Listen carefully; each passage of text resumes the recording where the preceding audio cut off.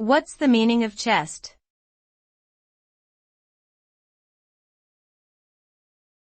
Chest.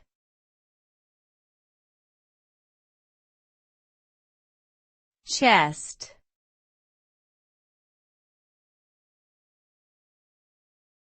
Chest.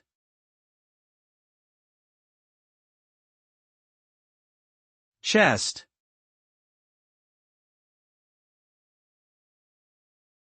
The word chest can have several meanings. It can refer to the part of the human body that houses the heart and lungs, or it can denote a large, sturdy box used for storage.